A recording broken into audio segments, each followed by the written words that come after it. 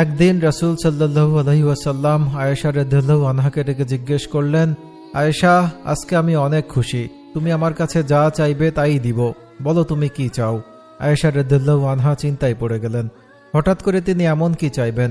আর মন যা চাই তাই তো চাইতে পারেন না।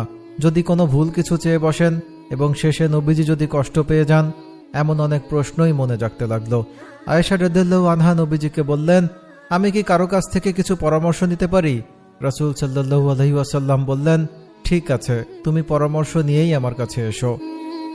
আয়েশা রাদিয়াল্লাহু আনহা তার পিতা হযরত আবু বকর রাদিয়াল্লাহু আনহুর কাছে পরামর্শ চাইলেন। আবু বকর রাদিয়াল্লাহু আনহু বললেন, যখন কিছু চাইবেই তাহলে তুমি রাসূল সাল্লাল্লাহু আলাইহি ওয়াসাল্লামের কাছে মিরাজের রাতে আল্লাহ রাব্বুল আলামিনের সাথে হয়েছে এমন কোনো গোপন কথা জানতে চাও, আর কথা দাও নবীজি যা বলবেন তা সর্বপ্রথম আমাকে জানাবে। আয়েশা রাদিয়াল্লাহু আনহা সর্বপ্রথম পিতা আবু বকর রাদিয়াল্লাহু আনহুকে জানাবেন বলে কথা দিয়ে চলে এলেন। এরপর রাসূল সাল্লাল্লাহু আলাইহি ওয়াসাল্লামের কাছে গিয়ে মিরাজের রাতের গোপন কথাগুলো জানতে চাইলেন, যা এখনো কাউকে বলেননি। রাসূল সাল্লাল্লাহু আলাইহি ওয়াসাল্লাম মুস্কি হাসলেন, বললেন, বলে দিলে আর গোপন থাকে কি করে? একমাত্র আবু বকরই পারেন এমন বিচক্ষণ প্রশ্ন করতে। রাসূল সাল্লাল্লাহু আলাইহি ওয়াসাল্লাম বলতে লাগলেন, আয়েশা, আল্লাহ আমাকে মিরাজের রাতে বলেছেন, হে মুহাম্মদ, তোমার উম্মতের মধ্যে যদি কেউ কারো ভাঙা মন জোড়া লাগিয়ে দেয় তাহলে আমি তাকে বিনা হিসাবে জান্নাতে পৌঁছে দিব। সুবহানাল্লাহ। প্রতিশ্রুতি মতো আয়েশা রাদিয়াল্লাহু আনহা তার পিতা হযরত আবু বকর রাদিয়াল্লাহু আনহুর কাছে এসে নবীজির বলে দেওয়া কথাগুলো বললেন। নবীজির কথা শুনে আবু বকর রাদিয়াল্লাহু আনহু কাঁদতে শুরু করলেন।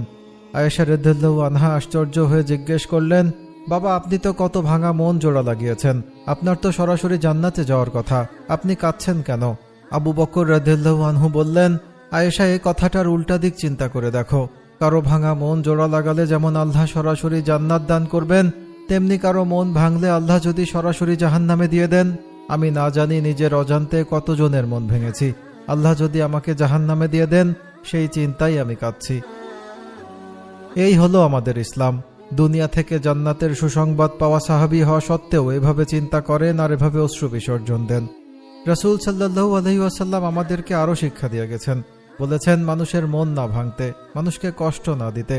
আল্লাহ রাব্বুল আলামিন আমাদেরকে মানুষের কষ্টে পাশে দাঁড়ানোর, মানুষকে কষ্ট দেওয়া থেকে বিরত থাকার এবং ভেঙে যাওয়া মন জোড়া লাগানোর তৌফিক দান করুন। আর আমাদেরকে কবুল করুন তার প্রিয়জনদের সাথে যারা তার সন্তুষ্টির পথে চলে গেছেন। والذين يؤذون المؤمنين والمؤمنات بغير ما اكتسبوا فقد احتملوا بهتانا وإثما مبينا। অর্থাৎ যারা বিনা অপরাধে মুমিন পুরুষ ও মুমিন নারীদেরকে কষ্ট দেয় তারা মিথ্যা অপবাদ ও প্রকাশ্য পাপের বোঝা বহন করে। কোনো মানুষকে কোনোভাবে কষ্ট দিলে তা আল্লাহ তাআলা ক্ষমা করবেন না। ক্ষমা কেবল সেই ব্যক্তিই করতে পারেন যাকে কষ্ট দেওয়া হয়েছে।